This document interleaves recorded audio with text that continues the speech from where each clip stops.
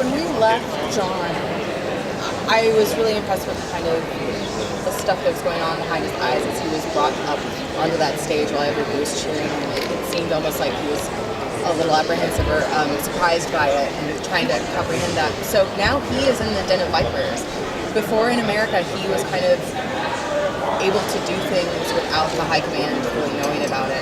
But now he's, straight in with the Nazi high command. How is he going to be functioning? Well, he always was. He was always, Oberstgruppenfhurer is a very high position already.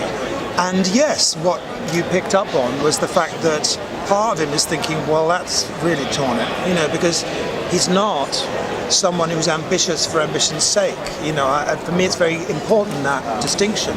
He's someone who, for reasons that he believed were the right reasons, no matter how misinformed or skewed that was, he picked a side that he thought was the safest for his country, and then realised quite, over a period of time that he had aligned himself to something really terrible. His way of coping with that was to just pull the mask tighter, and so he has these feelings, and he realises, at the same time that he's going higher and higher up in that world, his doubts only grow because of what's happening in his life, but the doubts that were always there. And one reason why it's an advantage for him to be powerful, he has no choice to get more powerful because of what's going on in his family, in his genetic makeup. They're coming for him unless he makes himself completely safe. So he has to, in one way, align himself ever closer with the machine that's asking to take his children one at a time. So he doesn't feel good about that. It's very, very complex for him. So that's kind of the journey that continues. And for me, the more powerful he gets, the more difficult it is to be able to find drama. Because you don't want him to be able to be so powerful that he can just fix it all. But there's always someone more powerful. There's always someone out to get him. And as far as I'm concerned, I hope they always will be. Otherwise, it gets a bit dull. I think to kind of piggyback on what you were asking, I think that it's really interesting to compare to that. I think that we were introduced to as we were talking earlier, like a story. It's really interesting that we're introduced to John Smith like a very, I guess, villainous character, but then we realize very soon that his feeling is kind of like a support of his movie and his family. And so then we see that, as you were saying, how we're trying to get character is growing to something that without the last word. Yeah. So would you say that your characters were, I don't want to say like family and like that? No, I would say that the appeal of him, when I first read the first episode of season 1, I had grave doubts. Because he seemed so... I didn't have a scene with anyone who wasn't hanging upside down in chains, which is not normally a good sign. It might be on a weekend, but generally not in a TV show.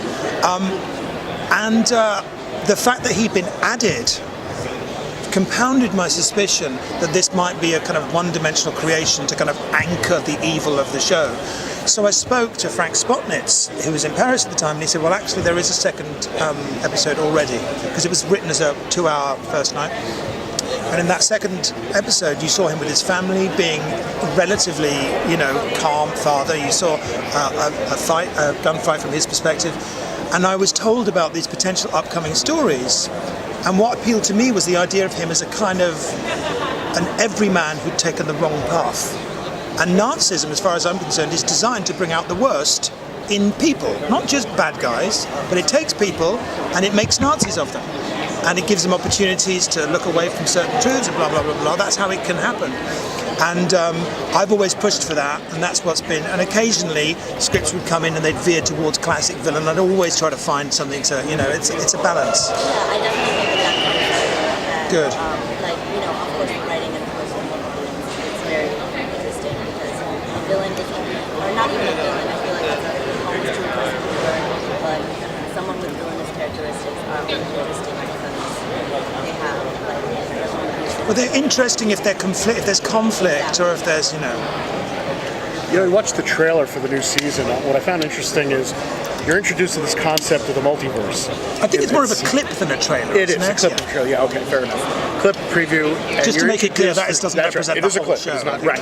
Well, I mean, I'd love it. what I'd love trailer it is if it that? did That love. sounds great. There's other people and stuff. there you go. Apparently. But you're struggling with accepting what's being told to you. Is that a way of keeping the anchor of reality? Absolutely. I mean, if I, sometimes in scripts, especially if there's any genre side to it, you can go into a thing where people just accept jargon as a given. They don't do what they would do in real life. I mean, you watch a vampire movie, it's different now since Tarantino. Before then, people would say, oh, it's a vampire. People go, vampire? What's a vampire? You'd think, what fucking world are you from? Have you not seen films? But it's the opposite is true, that, when someone introduces interdimensional travel to someone from the 1960s, they're not going to have seen all the shows. They're not going to know. They haven't seen Lost. They haven't seen, So it's very important to get out of the shortcuts. Avoid the shortcuts of writing and of acting, because you've got to take the audience in there. As actors, does working on a show like this make you look at current events or political events differently in a different light? I think the show serves to remind people that this could still happen, and I wish we were talking about Nazis as if they were something that just happened a long time ago. I often say to people, people say, oh, your show's really current. I said, well, I could do with being in a less current show in a better world, frankly. I'm not that keen on being of the moment in my TV choices. But I think what's also very useful about this show, from my perspective, is to tell the story of how you can, bit by bit, incrementally get used to horrors.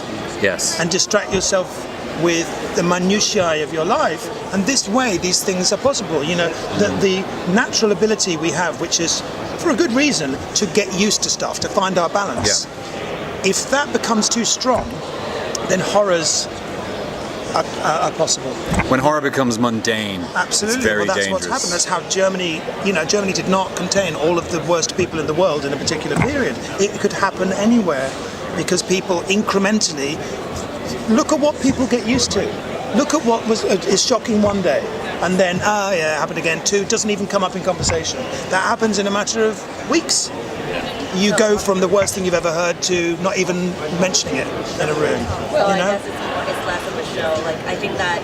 And just that's how it's current, I suppose. That's how. But it was true in 1962 when he wrote it, and it's still, unfortunately, very true now.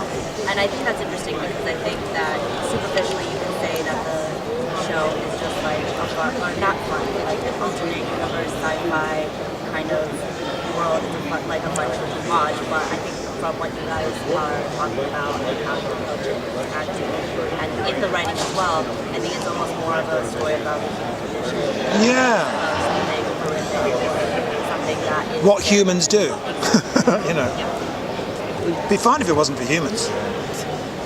In that first episode of the series, there's that bit where Joe's got a flat tire, I guess, and the cops helping him. Exactly, that's the show. And the ashes are coming down to the people who are being in the furnaces because they were the older or the injured or whatever invalids. To me, that was so powerful. Yes, but the horror of that is that alongside a recognisable, perfectly likeable New York cop guy with his sandwiches wrapped up by his big worry that day was it going to be Spam or chicken in his sandwich? Not that. And that says so much more about that. Well, that's what's chilling, Absolutely. We're gonna